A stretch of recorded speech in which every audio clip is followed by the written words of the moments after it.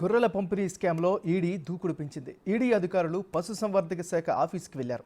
ఇప్పటికే ఈ స్కామ్కు సంబంధించిన వివరాలు ఇవ్వాలని ఈడీ అధికారులు లేఖ రాశారు.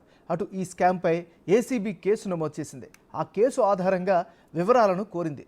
1000 కోట్ల మేర అక్రమాలు జరిగాయని గుర్తించిన ఏసీబీ ఇప్పటికే 6గురిని అరెస్ట్ చేసింది.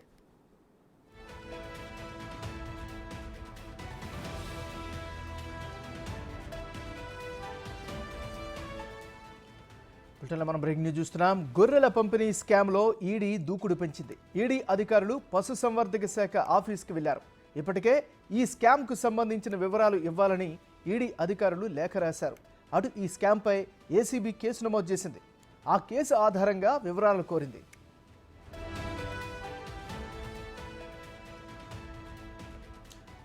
ఈ స్కామ్కి సంబంధించి లేటెస్ట్ విచారణకి సంబంధించిన అప్డేట్స్ని మా రిపోర్టర్ రానా అందిస్తారు. రానా, గొర్రెల స్కామ్ లో ఈడీ దర్యాప్తు అనేది ముమ్మరం చేసింది. ముఖ్యంగా ఏసీపీ ఎఫ్ఐఆర్ ఆధారంగా కేసు నమోదు చేసినటువంటి ఈడీ ఇప్పటికే ఏసీపీ నుండి కూడా కొన్ని వివరాలు కావాలని కూడా అడిగింది. ఆ వివరాలు కూడా సేకరిస్తున్నటువంటి నేపథ్యంలో కనపడుతుంది.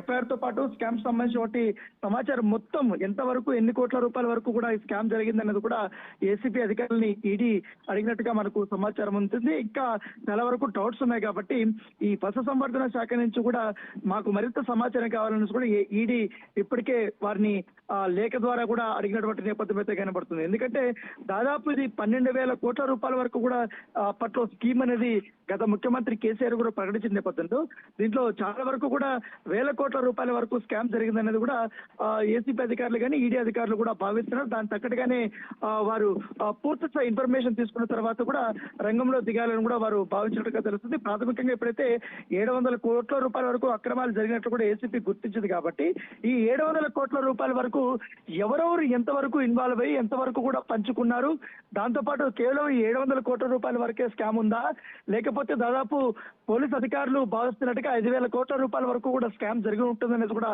వారు భావిస్తున్న నేపథ్యంలో దానికి తగ్గట్టుగా అంటే ఈ స్కీమ్ మొదలు పెట్టినప్పటి నుంచి మొదటి విడతలో ఎన్ని వేల కోట్ల రూపాయల వరకు దీన్ని వెచ్చించారు, ఎంతవరకు కూడా వీళ్ళు మెటీరియల్ అనేది కొన్నారు, మెటీరియల్ కొనేంత వరకు దాని కాస్ట్ ఎంత ఉంది, దాని రవాణా కాస్ట్ ఎంత ఉంది, దాంతో పాటు పక్కదారి ఎన్ని వేల కోట్ల రూపాయల వరకు ఏంటో కూడా పూర్తి స్థాయి సమాచారం అనేది ఈడీ అధికారులు అడిగి తెలుసుకుంటున్న నేపథ్యం కనపడుతుంది. ఇప్పటికే ఏసీపీ దగ్గర కూడా పూర్తి సమాచారం కూడా ఉన్నటువంటి పరిస్థితి. దాని తగ్గట్టుగానే ఇప్పటికే చాలా మందిని దీంట్లో కీలక పాత్రధారులు సూత్రధారులైనటువంటి అందరినీ కూడా అరెస్ట్ చేశారు. ఓఎస్డీగా ఉన్నటువంటి కళ్యాణ్ కుమార్ దగ్గర కూడా కీలకమైనటువంటి సమాచారం కూడా వారు తీసుకున్నటువంటి నేపథ్యం అయితే కనపడుతుంది. సో ఏదోమటికని రోజు రోజుకు దీంట్లో కొత్త అంశాలనేది తెరపైకి వస్తున్నటువంటి పరిస్థితి కనపడుతుంది. గొర్రెల స్కీమ్ పై జిల్లాల వారిగా కూడా యూనిట్ల పంపిణీ వివరాలు కూడా ఇప్పటికే ఇవ్వాలని కోరింది. కాబట్టి ఎక్కడెక్కడ ఏ జిల్లాకి వీరు ఎన్ని యూనిట్ల వరకు ఆంధ్రప్రదేశ్ నుంచి ఇటు రాయలసీమ, అటు భీమవరం నుంచి కానీ ఇటు నిజామాబాద్, ఇటు తెలంగాణలో కూడా పెద్ద స్థాయిలో కూడా ఈ గొర్రెలకు సంబంధించిన యూనిట్లు కూడా పెంచారు. ఇటు అనంతపురం నుంచి కూడా పెద్ద ఎత్తు కూడా తెలియదు. వాళ్ళే గతంలో వారికి డబ్బులు రాకపోవడము, త్వరగా ఇవ్వకపోవడంతో వారు కూడా అప్పుడు ఏసీపీ అధికారిని ఆశ్రయించినటువంటి నేపథ్యం అయితే ఏర్పడుతుంది. సో తీగలాగితే డొంక కదులుతున్నట్టుగా రోజుకు ఆ అంశంతో పాటు కొత్త పేర్లు అనేది తెరపైకి వస్తున్నారు. ఖచ్చితంగా దీని వెనకాల గత ప్రభుత్వంలో కీలక పాత్ర వహించినటువంటి ఒక పెద్ద వ్యక్తి ఇన్వాల్వ్ అయి ఉన్నాడు. అతను కూడా భారీ ఎత్తున ముడుపులు వెళ్ళాయనేది కూడా ఏసీపీ అధికారులు భావిస్తున్నారు. కాబట్టి దానికి తగ్గట్టుగా ఎవిడెన్స్ అనేది కూడా కలెక్ట్ చేయాలి. కాబట్టి ఆ ప్రాసెస్ లో అయితే ఇప్పుడున్నటువంటి నేపథ్యం అయితే కనపడుతుంది. ఎందుకంటే 1000 కోట్ల రూపాయల వరకు అంటే మామూలు విషయం కాదు.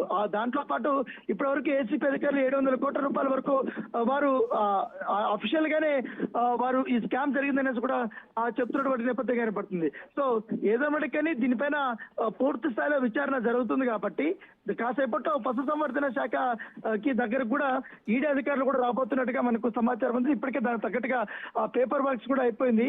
ఆ పేపర్స్ అన్ని తీసుకొని అలాగే ఏసీపీ ఇచ్చినటువంటి ఆ ఇన్ఫర్మేషన్ బేస్ చేసుకొని మొత్తం అధికారులను కానీ అలాగే ఆఫీసులు కూడా ఒకసారి వారు పూర్తి స్థాయిలో తనిఖీలు చేయాలి, రైడ్ చేయాలి, వాటి రికార్డ్స్ అన్ని కూడా చెక్ చేయాలనే ఉద్దేశంతో కూడా ఈడీ అధికారులు ఉన్నట్టుగా మనకు సమాచారం ఉంది.